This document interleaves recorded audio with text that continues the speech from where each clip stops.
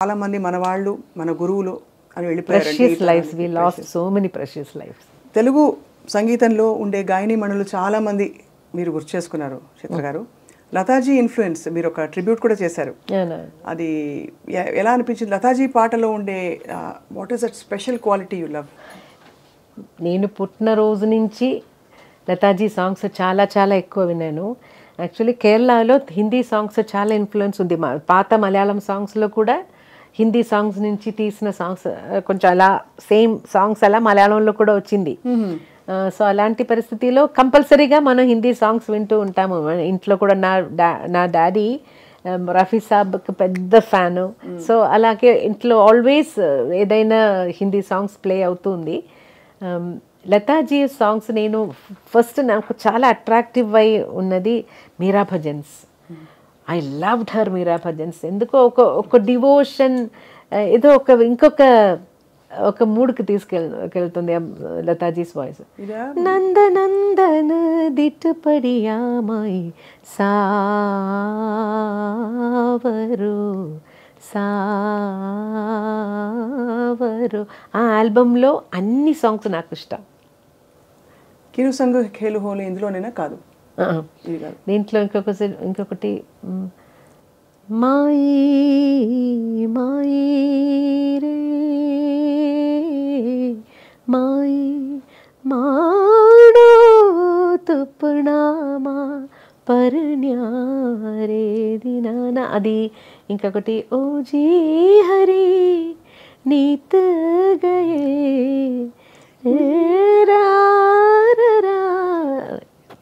గొంతు బాగలేదు, పాడడానికి కష్టపడుతున్నాను. ఎంత మంచి మంచి భజన్స్ ఇవి. అది ఈ సాంగ్ ఇది everyday morning I use to play at my house. So అదే ఏదో ఒక మంచి మూడ్, నాకు ఒక డివినిటీ, ఒక డివైన్ మూడ్. తర్వాత చాలా ఫిల్మ్ సాంగ్స్ కూడా చాలా ఇన్ఫ్లుయెన్స్ అయ్యాను. మీరు గొంతు కలిపిన చాలామంది మేల్ సింగర్స్ ఉన్నారు, బట్ చాలా పెద్ద లెజెండ్స్ అని చెప్పుకునేది యేసుదాస్ గారు. ఆల్మోస్ట్ మిమ్మల్ని మెంటర్ చేశారు ఆయన కూడా ఒక విధంగా. ఒక పక్క బాలు గారు. సో వీళ్ళిద్దరు పక్కన అంటే వీళ్ళిద్దరితో కలిసి పాడుతున్నప్పుడు ఎలా ఉండేది మీకు యేసుదాస్ గారితో మీ అనుబంధం? బికాజ్ ఆయన శాస్త్రీయ నేపథ్యంతో వచ్చిన గొప్ప విద్వాంసులు. జేసుదాస్ గారితో పాడి నేను నా స్టార్టింగ్ ఫస్ట్ సాంగ్ పాడినది జేసుదాస్ గారితో. తర్వాత కాన్సర్ట్స్కి పిలిచారు. సో జేసుదాస్ గారి సగం కొన్ని ఆల్మోస్ట్ మోర్ దెన్ 100 కాన్సర్ట్స్ నేను చేసి ఉంటాను. Film song concerts.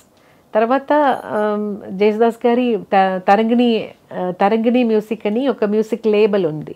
దాంట్లో కూడా నేను చాలా క్యాసెట్స్ పాడాను. తర్వాత వాళ్ళకి ఒక వాయిస్ బ్యాంక్ అని ఒకటి స్టార్ట్ చేశారు జేసుదాస్ గారు. ఆ వాయిస్ బ్యాంక్లో కూడా నా వాయిస్ పెట్టేసి ఏదైనా మ్యూజిక్ డైరెక్టర్స్ కొత్త సింగర్స్ని ట్రై చేద్దాం అని చెప్తున్నప్పుడు ఇది వినిపించి అలా కూడా నాకు కొన్ని ఆపర్చునిటీస్ వచ్చింది. తర్వాత తమిళ్లో ఇళయరాజా సార్ స్టార్టింగ్, రాజా సార్కి తర్వాత అదర్ మ్యూజిక్ డైరెక్టర్స్ రాజా సార్ పిలిచారు, రాజా సార్ పాడించేశారు అని అదొక అడ్రస్తో చాలా మా మిగతా మ్యూజిక్ డైరెక్టర్స్ అన్ని నా చేత పాడించారు. ఈ సందర్భంలో చిత్ర గారు ఒక్క లైన్ రాజా సార్తో మీరు పాడిన ఏదైనా పాట, రాజా సార్ కోసం పాడిన పాట.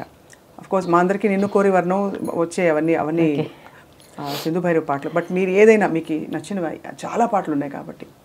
అసలేం గుర్తుకు రాదు నా కన్నుల ముందు నువ్వు ఉండగా, అసలేం తోచదు నాకు ఓ నిమిషం కూడా నిన్ను చూడక, నీలో ఉంది నా ప్రాణం అది నీకు తెలుసునా, ఉన్నా నేను నీ కోసం నువ్వు దూరమైతే బతుకగలనా, ఏం గుర్తుకు రాదు నా కన్నుల ముందు నువ్వు ఉండగా.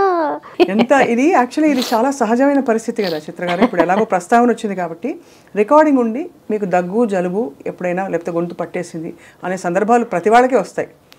నేను మ్యాక్సిమం అవాయిడ్ చేయడానికి ట్రై చేస్తాను. అలా కోల్డ్ ఉన్న టైంలో కరెక్ట్గా నాకు ఎప్పుడు కోల్డ్ వస్తుందో అప్పుడు ఏఆర్ రెహమాన్ గారు పిలుస్తారు.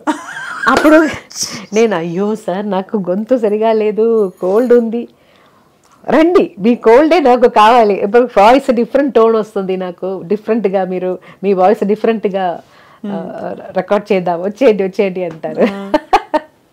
అలాగే మేనేజ్ చేసేసేవారా? అలా చాలా చాలా సాంగ్స్ కోల్డ్, మోస్ట్లీ 80% సాంగ్స్ కోల్డ్తోనే పాడాను.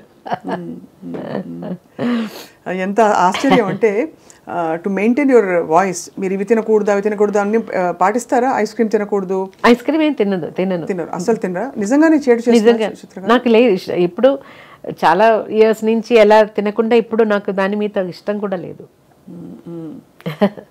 ఆశ కూడా రాదు. ఇంకా వేరే పట్టింపులు, ఆవకాయలు, కారాలు, ఆయిల్ తినకూడదు. సింగర్స్ ఎస్పెషలీ కాన్సర్ట్ ఉన్న రోజు నేను అన్ని చాలా బ్లాంక్ ఫుడ్, ఏం స్పైస్ ఆయిల్ లేకుండా ఏదైనా తినేస్తాను. కాన్సర్ట్ ఉన్న రోజు అంటే దాదాపు చాలా నెలలో బోల్డ్ రోజులు పోతాయి కదా. అలా కాదు. చిత్ర గారు వంట చేస్తారా? ఇంత పాట పెట్టుకుని మీరు చక్కగా ఇంట్లో. వంట మాత్రం నాకు రాదు, తినడానికి ఇష్టం అయితే వంట రాదు. అంటే తినడానికి ఇష్టమా? ఏం తింటారు చిత్ర గారు? What do you enjoy eating? I'm a vegetarian. Anything, idli, dosha is my all-time favorite. Have you always been vegetarian? Yeah, no.